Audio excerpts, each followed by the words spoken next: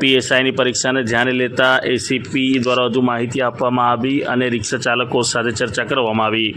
Gujarat police ભરતી board Gandhinagar દ્વારા બિન હથિયારી પોલીસ સબ ઇન્સ્પેક્ટરની લેખિત પરીક્ષા આવતીકાલે વિવિધ પરીક્ષા કેન્દ્રો પર યોજાનાર છે, જેમાં 300 જેટલી જગ્યાઓ ઉપર 21,000 જેટલા પરીક્ષાર્થીઓ પરીક્ષા આપશે। વડોદરા ખાતે 70 જેટલા સેન્ટરો પર પરીક્ષા યોજાશે। પરીક્ષાર્થીઓને રેલવે સ્ટેશન, એસટી ડેપોથી સેન્ટર સુધી આવવા જવા માટે કોઈ પ્રકારની મુશ્કેલી ન થાય તે માટે વડોદરા શહેર પશ્ચિમ ઝોન ટ્રાફિકના એસીપી ડીએમ વ્યાસ દ્વારા રિક્ષા પ્રતિનિધિઓ સાથે ચર્ચા કરવામાં આવી હતી। પોલીસ સબ ઇન્સ્પેક્ટરની લેખિત પરીક્ષા માટે પરીક્ષાર્થીઓને પરીક્ષા કેન્દ્ર પર આવવા જવા માટે 50 જેટલી ઓટો રિક્ષા સ્ટેન્ડ બાય રાખવામાં આવી છે।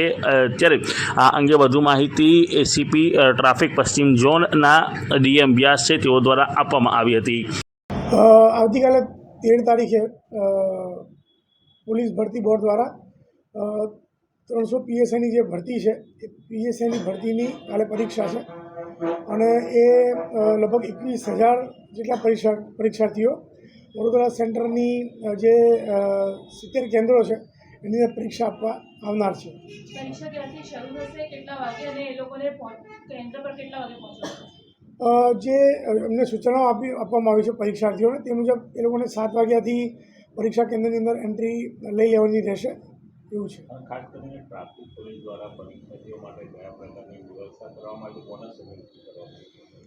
ટ્રાફિક પોલીસ દ્વારા જે અહીંયા રેલવે સ્ટેશન અને એસટી બસ સ્ટેન્ડ પર પરીક્ષાર્થીઓ જે આવશે બહાર ગામથી, તો એ લોકો એમના પરીક્ષા કેન્દ્ર પર સમયસર પહોંચી જાય અને કદાચ મોડા પડે તો એમને એમના પરીક્ષા કેન્દ્ર પર પહોંચવા માટે અહીંયા જે રિક્ષા એસોસિએશનના આગેવાનો છે તેમની સાથે સંકલન કરી લગભગ 50 જેટલી રિક્ષાઓ નજીકમાં સ્ટેન્ડ 2માં રહે અને આવા પરીક્ષાર્થીઓ હોય એને સમયસર એમના પરીક્ષા કેન્દ્ર પર પહોંચાડે તેવી વ્યવસ્થા કરવામાં આવી છે।